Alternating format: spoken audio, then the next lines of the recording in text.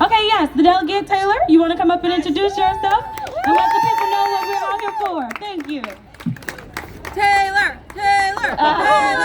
Listen, I'm Delegate Taylor. I represent District 23 in Prince George's County, and it is my distinct pleasure to be here today with you and under the shadow of this man right here. I can't even tell you,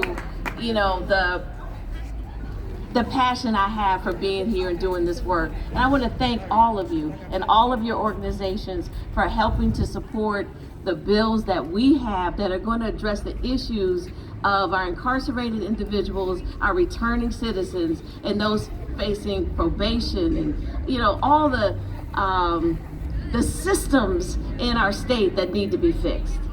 And that's what we're here for. We're here to fix those systems.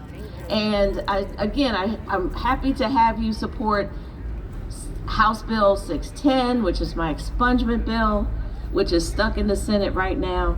Please, as you're talking to your senators today, especially for those on JPR, tell them, release the bill. Vote on the bill, get it out. It came out clean on the House side. We need that bill to go to the governor's desk so we can help 15,000 individuals in Prince George's County who cannot get their records expunged because of a no finding or case terminated without finding designation. So thank you guys for the opportunity. And Delegate Karen Simpson, are you going to come up and talk about our child support efforts? You mean our partnership? Our partnership. Thank you. It is such an honor to serve all of you. I just really appreciate, I am just so thankful that you take the time out of your day and you come to visit us and you make sure that we are aware of what is important, what is going to make a difference, that we are crafting legislation that are actually going to make a difference in people's lives, and that we are pushing that rock up the hill together. I'm Delegate Karen Simpson. I represent Frederick, Maryland, but as many of you know, Delegate Taylor and I found this little issue last year. I was just visiting Department of Social Services, and they let me know there was kind of an error. There was a problem with our driver's license suspension program. They let me know just in my tiny little place in Frederick, 708 in 1 year. License were suspended in error. What does that mean? That means there's people who were paying child support.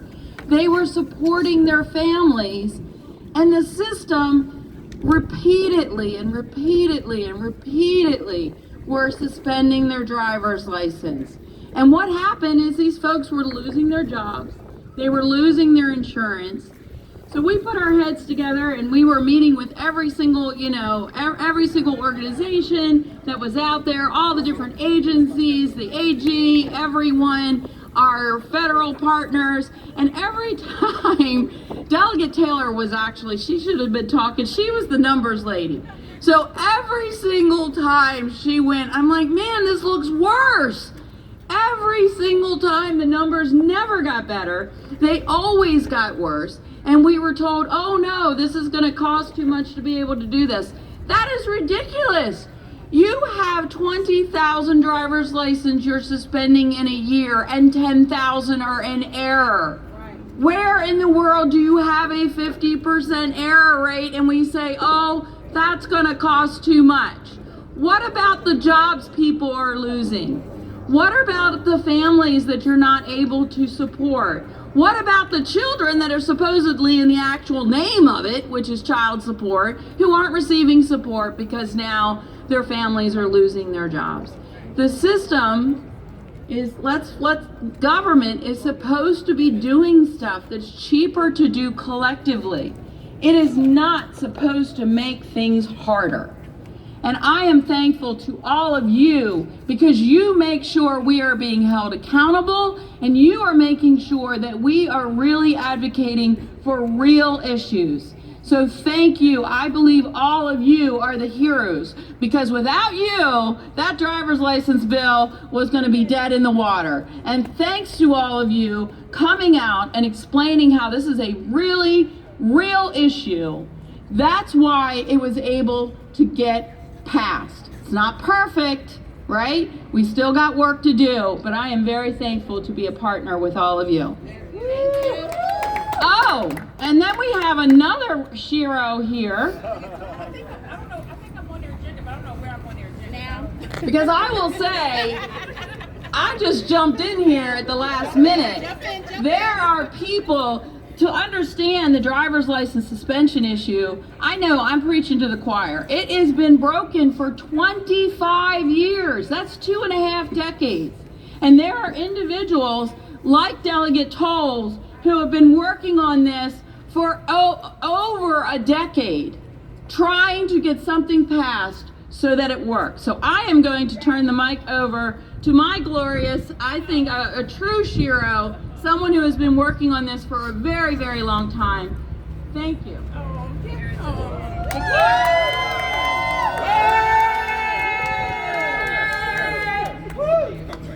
All right, thank you. Mic is all yours.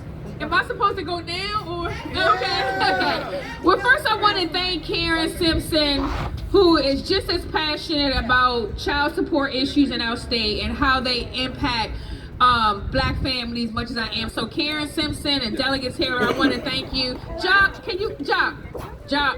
I'm trying to thank Karen. You know, I've been working with Jock since I was on the county council. He's always in the way, y'all. He's always in the way.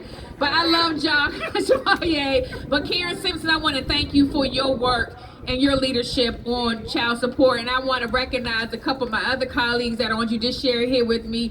My work mother, Cheryl Pasteur, who sits next to me, and definitely in support of the bill, as well as my good friend, my brother, Delegates in Scott Phillips both from Baltimore County. They know these issues impact all of Maryland, and she doesn't have the pleasure of being on judiciary, but I know she supports what we do from afar and on the floor when she took that vote. Jackie Addison from Baltimore City. So thank you all. As I indicated, it has come to the floor. It's out for third reader. It went out last week. It got through early. So I want to thank our chair, Clipperture. Thank you for HB 681.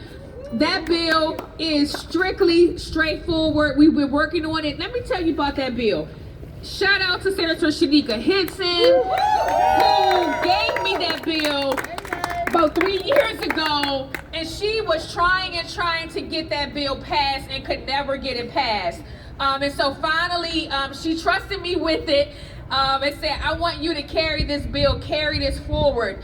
And I've been doing that and got HB 681 out this year. It's over on the Senate side. So yes, call them. That bill is quite simple.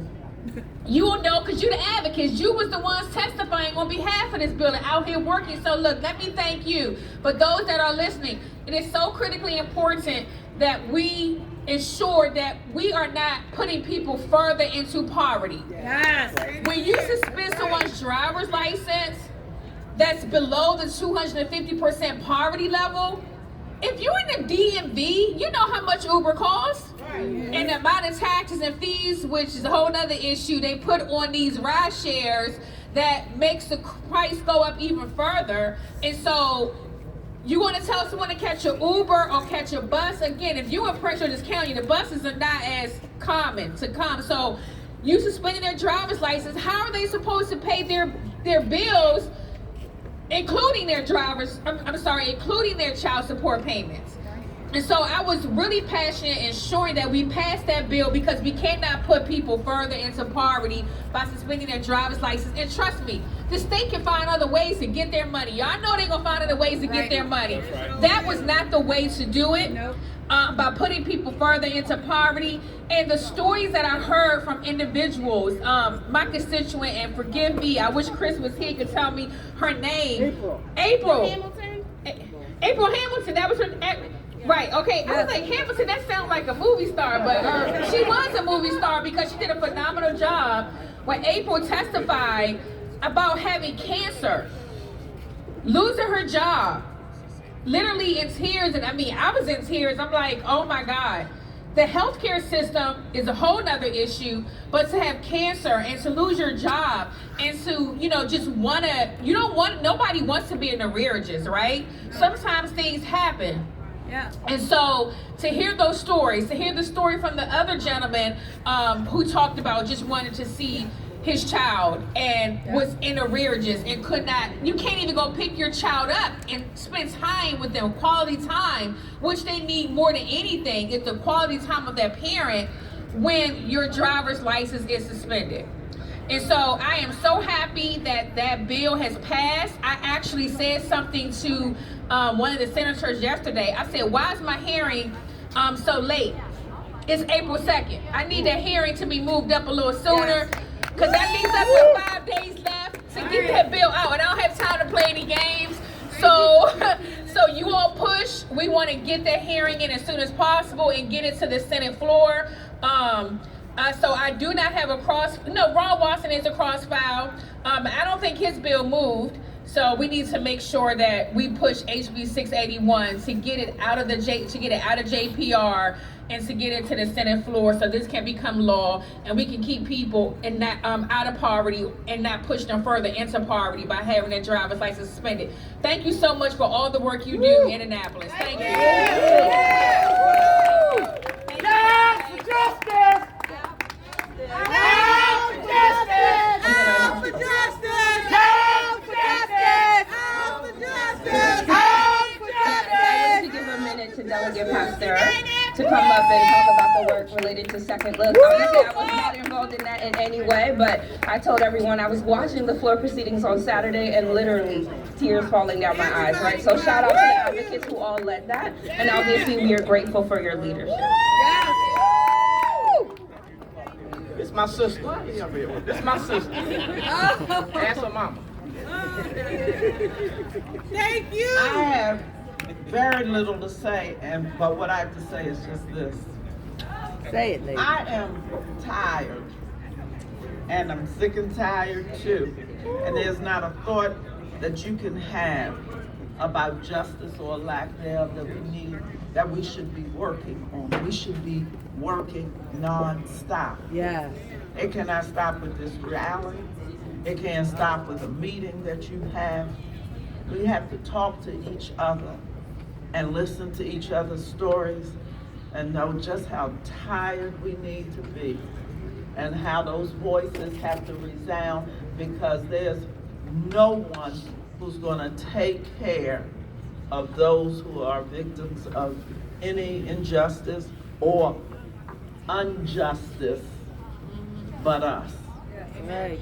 And it doesn't matter whether you're poor. Many years ago, when I was younger and involved in something, and I remember a reporter asking H. Rap Brown, and you can look him up and see who H. Rap Brown was, and the reporter asked him, why is it that most of the people who were in the revolution were from the quote-unquote middle class, because you understand we weren't really middle class. But his answer was, because it's very difficult to fight for the revolution when your stomach is growling. So that might be true, that is true. But considering it's now the 21st century and we're still fighting the same fight, whether your stomach is growling or not, we have just got to have a voice all the time, because we got too comfortable. And here we are again. I'm just done. I'm like the Thanksgiving turkey, stick a fork in me, because I'm done. But it doesn't mean done fighting. Every day you're giving breath, that means that God has something left for you to do. Don't waste the time. Period. No justice! No peace! No justice! No peace! No justice! No peace! We all we got! We all we need! We all we got! We all we need! We all we got! We all we need! Mic check!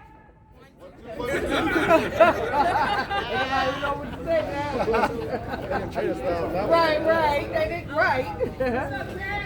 I want to thank you all for being here. I want to allow the representatives from each organization to come up and just say a few words before we go into our meetings. We've heard our rally call. We know what we need to do. Stomach hurting or not, we are here for justice.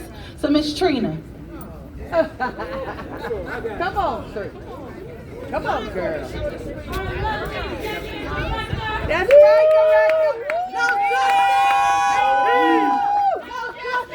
No peace! No peace!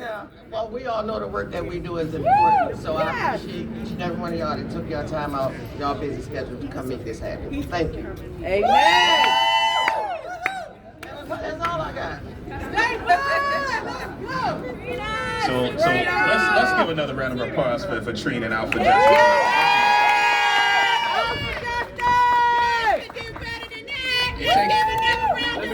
Let's do it again.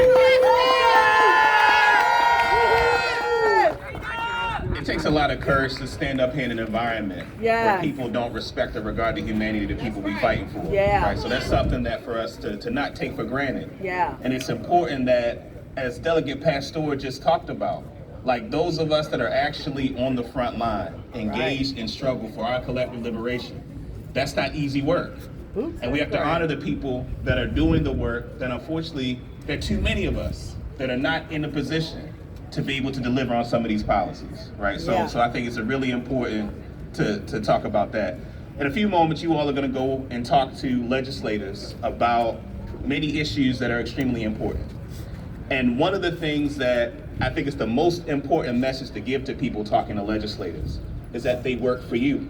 And that unfortunately, when we talk about many of the policies that, whether it's, automatic expungement, whether it's Women's Pre-Release Center, whether it's stopping the automatic charge of youth as adults, whether it's the Second Look Act, these are policies that in a state that has a Democratic Party supermajority should be easy, right?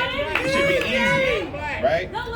A state that is 30% black and that's the largest black caucus in the country, right? Many of these policies should be easy.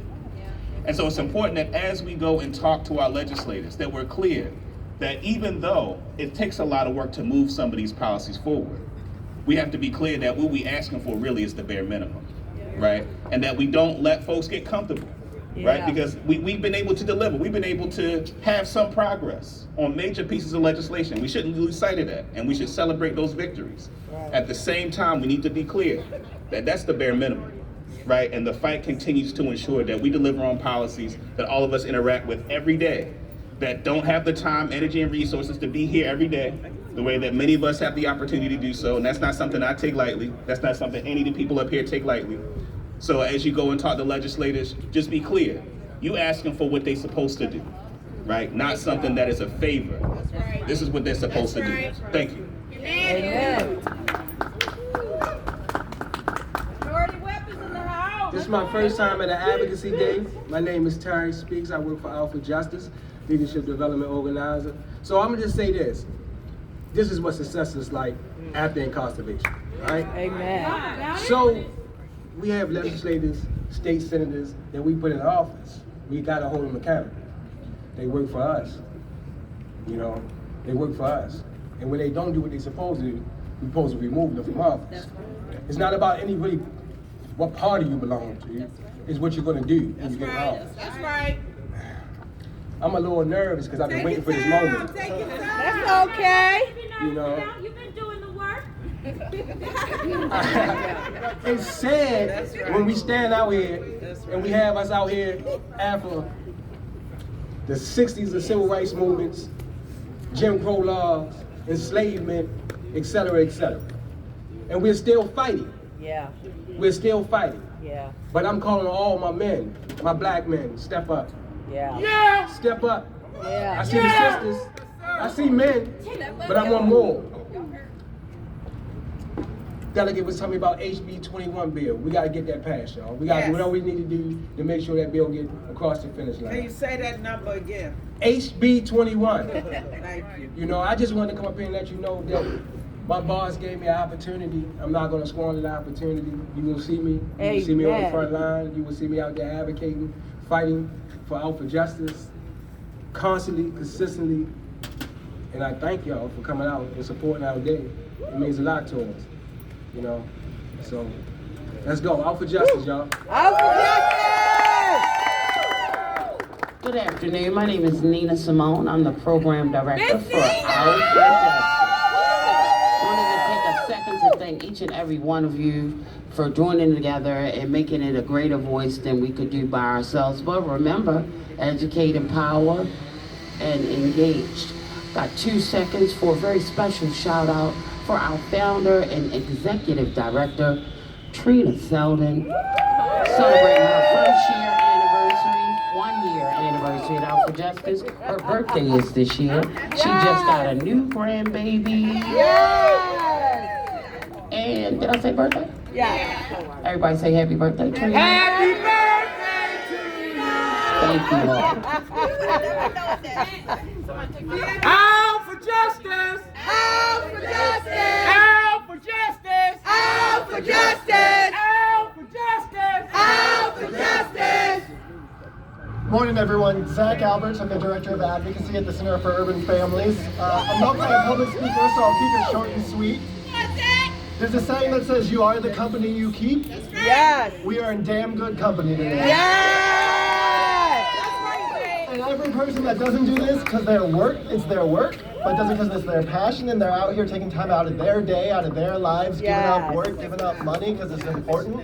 Y'all are inspiring. Y'all keep us doing this every day. So go in there, tell them what you deserve. You're in the right, they're in the wrong, and let's make it happen. Amen. Out for justice! Out for justice! Out for justice! Out for justice! Out for justice! Remember, a closed mouth don't get fed and it don't get hurt. Hi everyone, I'm going to keep my comments short, but Joanne with Common Cause Maryland. Obviously I am grateful to be here today. I appreciate the relationship that we have with Out for Justice. It's Out for Justice that has really challenged our organization to shift the way that we work, where things like ending felony disenfranchisement and other reforms has been a priority. I did want to make sure while I'm up here to give a shout out to Marsha specifically, who's with Anne Arundel Correctional Facility. She can't hear me at the moment, but Marsha opened the doors for us at the Ordinance Road Correctional Facility. You know, she let us take over the gym fully, you know, escorted, you know, eligible voters in and out, over 100 of them, in to talk about voter registration and voter access with us and so forth. So we appreciate Marsha, and I think next year, we appreciate you, and next year we're gonna come and hopefully fight to pass the Voting Rights for All Act. I did also want to quickly bring on Amani with LDF to talk about the Voting Rights Act as part of your packet. But again, Voting Rights for All unfortunately didn't go anywhere. We're going to have a retreat in the summer. We know that it's going to be a fight to, you know, re-enfranchise those who are incarcerated with felony convictions, but we will get the win. So let me pass it to Amani before we go. We are the fight. Hi everyone, my name is Imani. I'm with the Legal Defense Fund, the organization that this man founded in 1940, Thurgood Marshall. I am new to the space, but I'm very excited to be in Maryland. I just want to remind y'all that part of your packet today will be for SB 342, which is the Voting Rights Rights Act, to help with vote dilution. So to help Black people elect representatives, to have the chance to elect representatives of choice. It's very important. We know there's Trump and the federal courts are not friends to voting rights. And so Maryland needs to protect their own. That is the message today. Yes, yes. And we appreciate Out for Justice being a partner, signing our coalition letter, and I'm here to answer any questions, but it's SB 342. Thank you.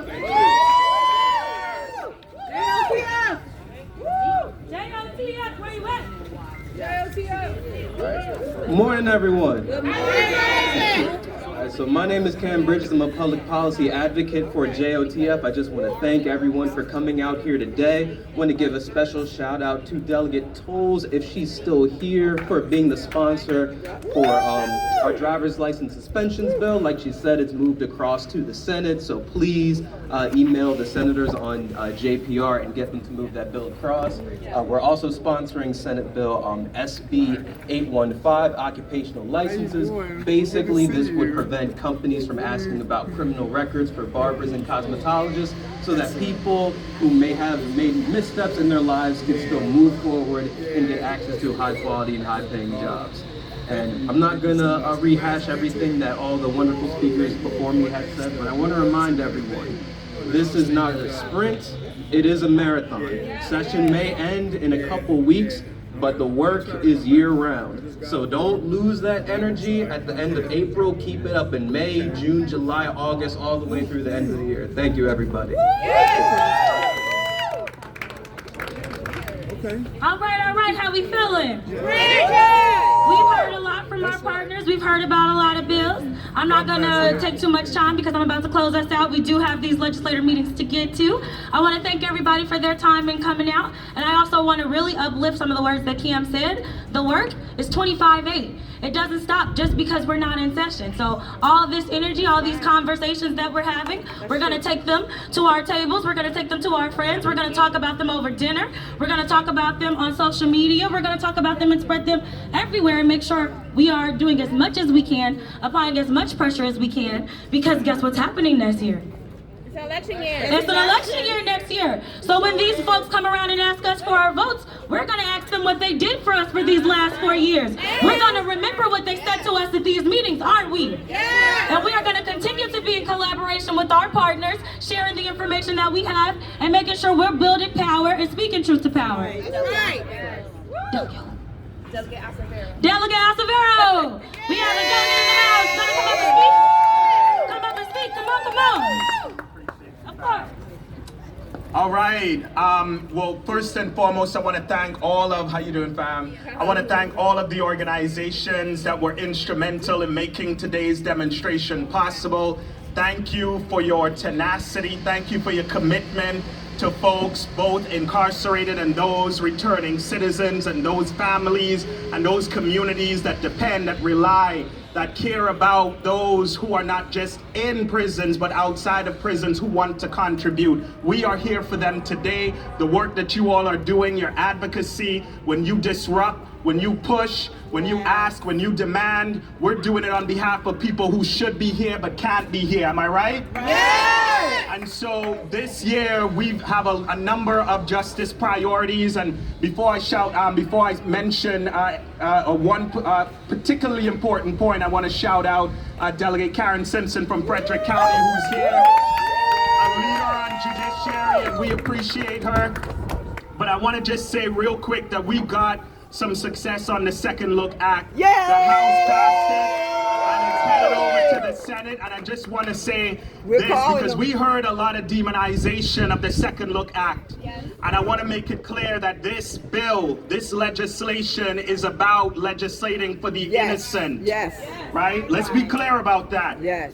Because it's a lot of people, and on the House floor I mentioned a few names like Walter Lomax and Gary Washington, people who were incarcerated, who could have found relief had we passed this legislation a long time ago. This is about those that we should be listening to. James Baldwin, when he said, you want to judge a criminal legal system, you don't talk to the police officers, you don't talk to the judges, you don't talk to the lawyers, you talk to the unprotected, the innocent, the people who the law was supposed to protect and did not. And those folks are who we are out here for and who we're pushing in spaces of power for. Am I right? That's why we're here, and that's why we won't give up, because we know it. And I want to shout out the champion for the Second Look Act, my good friend, the delegate from Baltimore County, Delegate Cheryl Pastor, who's here.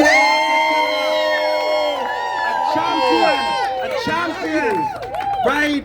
A sister who was not only committed to this issue, but to the innocent, because this is who it's about. Don't let anyone demonize you. Ain't nothing in this bill. There is nothing in this bill that says that we are releasing any criminal onto our street. What Republicans are doing are really reflecting their own fears. Fear-mongering, yes. That's what they're doing. This bill doesn't pardon January 6 insurrectionists. Yeah.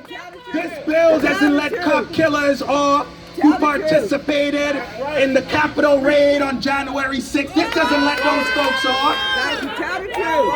There is nothing in this bill that says a judge shall release an inmate or a judge shall reduce the sentence. But what it does say is that after a person has served 20 years, they may petition the court. And for innocent people, a may is a second look. It's a second chance. It's an opportunity to look at my case again for an injustice that was committed that needs to be righted. Am I right? That's what this is about. So I want to give it up to everyone that supported the bill. Thank you to you all. And this year we were able to pass Women's Pre-Release Center. Right? Because this is about equity. Right? We know that this state incarcerates more black people aged 18 to 35 than any other state in the union, not because black people are inherently criminal, but because we have had decades of racist laws that have criminalized black, brown, and poor people. So we got to do something. And part of that is ensuring that women who are leaving prisons and our jails have the resources that they need to transition back into society and to contribute, to make something of themselves and their communities, because that is what justice looks like. And so this year we are focused on the goal of not just ensuring that people in prison get a second look. Those who are innocent have the opportunity to have their cases looked at once again. We're going to fight for every person who is incarcerated unjustly. That is our goal. That is our mission. That is our North Star. And that is why all of us are here. And shout out to my friend and sister in the social justice trenches, Delegate Jamila Woods from Prince George's County. We got some good people here. Thank you all for not giving up on this issue. All right, because what this moment calls for us is to agitate and to disrupt and to make a lot of people uncomfortable. Yeah, that's what I do. That's what we got to do. And so when we come together and we lock arms as folks who are committed to equity and fairness, I promise you, we are going to provide an example to the rest of this country on what justice looks like. Am I right? Are you ready? Are you committed? Are you going to fight for people that you do not know? Let's go win the future. Thank you all.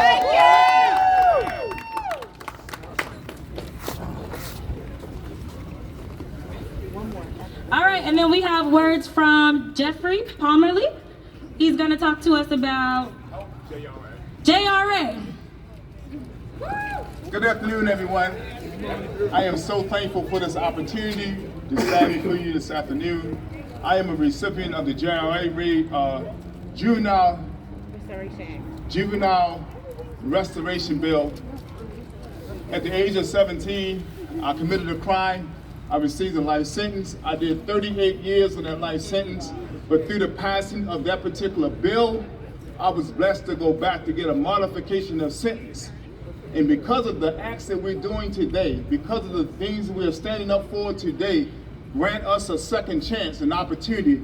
I'm a success of that bill. I'm doing great, and I'm thriving, and I'm doing wonderful. So I appreciate all the delegates, all the people that stood up and support those bills, that they do make a difference in our lives and grant us a second chance. So thank you again, every one of you, for the hard work you are doing, the dedication that you are doing, and believing that a life is not beyond repair. Thank you.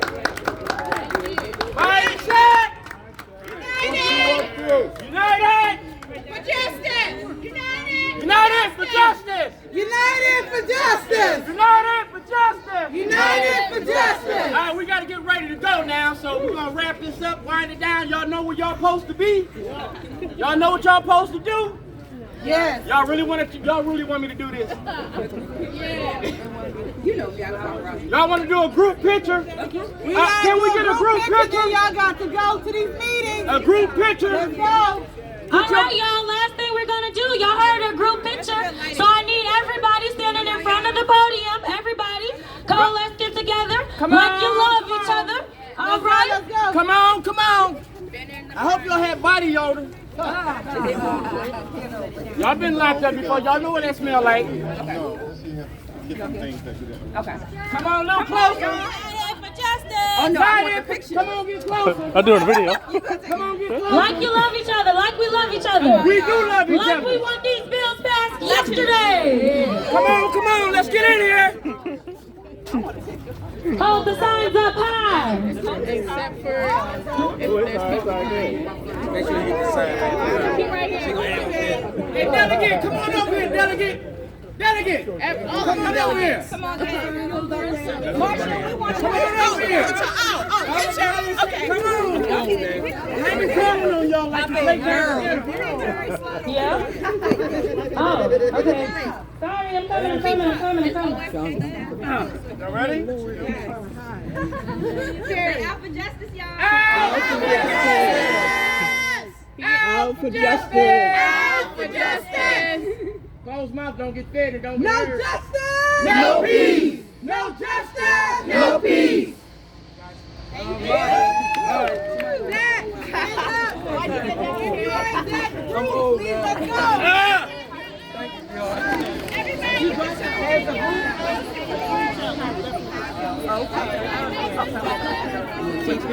Return the poster board, please. Can you please return the poster board? Right over here.